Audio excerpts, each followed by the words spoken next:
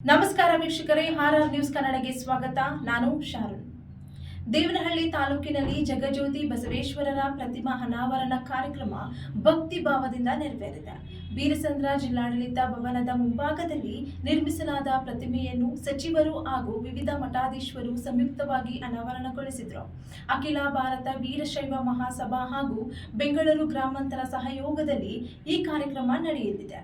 ಈ ಬಗ್ಗೆ ಹೆಚ್ಚಿನ ವರದಿ ಇಲ್ಲಿದೆ.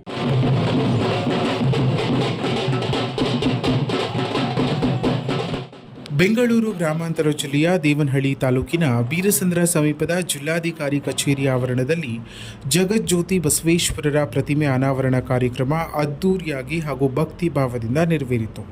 ಅಖಿಲ ಭಾರತ ವೀರಶೈವ ಮಹಾಸಭಾ ಹಾಗೂ ಬೆಂಗಳೂರು ಗ್ರಾಮಾಂತರ ಜಿಲ್ಲಾಡಳಿತ ಸಂಯುಕ್ತಾಶ್ರಯದಲ್ಲಿ ಆಯೋಜಿಸಲಾದ ಈ ಕಾರ್ಯಕ್ರಮಕ್ಕೆ ಸಾವಿರಾರು ಭಕ್ತರು ಹಾಗೂ ಲಿಂಗಾಯತ ಸಮುದಾಯದ ಮುಖಂಡರು ಸಾಕ್ಷಿಯಾದರು. ಇನ್ನು ಅರಣ್ಯ ಸಚಿವ ಈಶ್ವರ್ ಖಂಡ್ರೆ, ಸಚಿವ ಕೆಎಚ್ ಮುನಿಯಪ್ಪ ಹಾಗೂ ಸ್ಥಳೀಯ ಶಾಸಕರು ಕಾರ್ಯಕ್ರಮದಲ್ಲಿ ಭಾಗಿಯಾಗಿ ಬಸವೇಶ್ವರರ ಪ್ರತಿಮೆಯನ್ನು ಅನಾವರಣಗೊಳಿಸಿದರು. ಇನ್ನು ಕಾರ್ಯಕ್ರಮಕ್ಕೆ ಧಾರ್ಮಿಕ ಸ್ಪರ್ಶ ನೀಡಿದ ಸುತ್ತೂರು ಮಠದ ಶಿವರಾತ್ರಿ ದೇಶಿಕೇಂದ್ರ ಸ್ವಾಮೀಜಿ, ಸಿದ್ಧಗಂಗಾ ಮಠದ ಸಿದ್ಧಲಿಂಗ ಸ್ವಾಮೀಜಿ ಸೇರಿದಂತೆ ಹಲವು ಮಠಾಧೀಶರು ವಿಶೇಷ ಪೂಜೆ ಮತ್ತು ಆಶೀರ್ವಚನವನ್ನು ನೀಡಿದರು. ಪ್ರತಿಮೆ ಅನಾವರಣದ ವೇಳೆ ಬಸವೇಶ್ವರರ ತತ್ವಗಳು ಹಾಗೂ ಸಮಾಜಕ್ಕೆ ನೀಡಿದ ಕೊಡುಗೆಗಳನ್ನು ಸ್ಮರಿಸಲಾಯಿತು.